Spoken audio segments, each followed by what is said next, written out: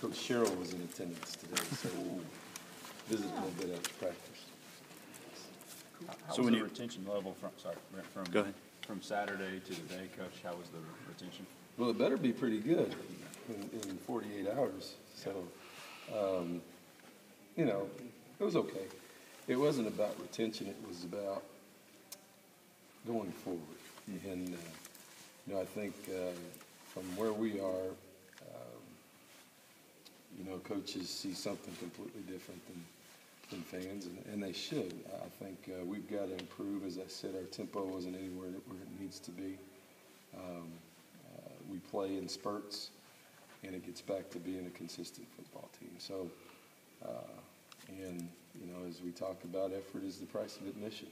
And so we play with effort, you know, the toughness will come, the loose balls will come, everything else. And so we've got to just increase our consistency and our effort on every play. You mentioned on Saturday watching tapes of the quarterbacks. 2 days later, what do you think of their performance, maybe all four guys? You know, it's some good, some bad. You know,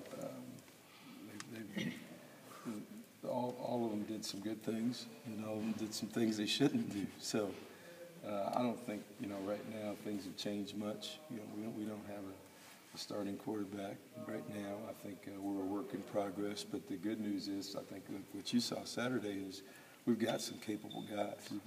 They've just got to understand what their strengths and their weaknesses. And I think as young quarterbacks, you know, everybody wants to, you know, coming from whatever system you were in or where you played, usually you had to make every play as a quarterback. And I think as guys start to realize, hey, there are other guys out here that can win the football game, and I can make the right plays when I have to. I don't have to make every play, and it's okay to go back to the line of scrimmage. I was going to say go back to the huddle and call another one. We don't do that. But go back to the line of scrimmage and snap it again, instead of having them snap it or punt it, instead of having them have the ball right away. I think when guys start to feel that, you know, that it's okay to do that, then they get better. You know, the thing that hurts that, which people don't really think about, is the competition level. You know, these guys are highly competitive, and it's easy to say, well, I can throw this away, but they're competing against themselves and against other guys. And I think when they understand that, hey, listen, we're just looking for the guy that we can win with, the guy that's consistent, that doesn't give the ball to the other team, that guy that we can trust, the guy that realizes that there are 10 other players on offense to depend on to win, not just him. Then that'll be the guy that ultimately will start. But that takes time. Sure.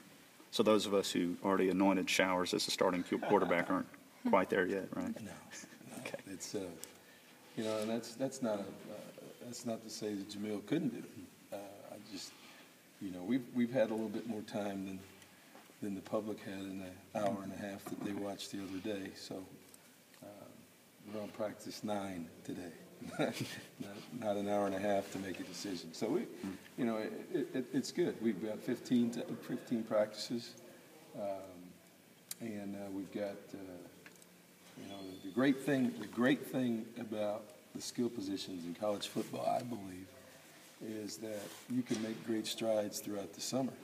The quarterbacks who continue to throw the ball, who continue to organize their 7-on-7s. Now that we have the basis of we'll have the whole offense in, and those guys can work with other guys throughout the summer on their own and continue to develop chemistry, continue to do things, and get better. So, you know, we're going to try to get as much, as close as we can by the end of spring. But, you know, you still got the summer. You've still got 28 or 9 practice opportunities in the fall. So, you know, you've got really these 15. You got another 2 weeks in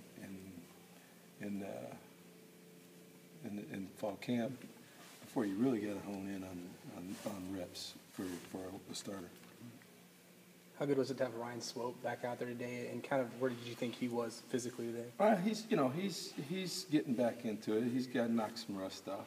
He's been standing around watching, chomping at the bit. But we just got to utilize him as much as we can the next couple of weeks without aggravating that hamstring. That's a catch-22. In this offense, you can't stand around in one spot and catch a football. So, in order to get timing and help develop us in the passing game, he can't run half speed and do that. So that's the reason we've held him out. But the other catch, like I said, the catch-22 is you got to be careful running him that much coming off a hamstring in the last 2 weeks of spring football. So, he's getting a feel for it, but sitting around for a week didn't really help him at all. You mentioned Coach Sherrill before. How nice is it to be able to kind of pick the brains of someone who had so much success here and is kind of a Aggie football historian as well? Yeah, it's interesting. We had Coach Sherrill spoke at my first high school coaching clinic at Houston, and he's a legend. He's an icon in the state, and particularly here at Texas A&M, but all over the state.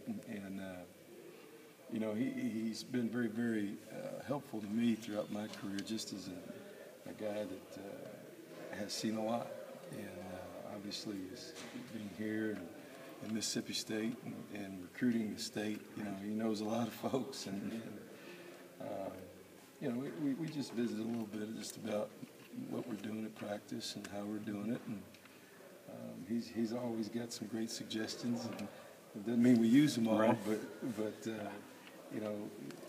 he cares a lot, and he cares about football, and he cares about Texas A&M, and it was glad, I didn't even know he was out there until we were walking off the field. It's one of those deals. I said, "How long have you been out here today?" So he's just watching and just wanted to throw in his 2 cents at the end, which I'm going to take the time to listen to that. Is there an example of a great suggestion from him off the top of your head? If I gave it to you, then it would be Jackie's idea.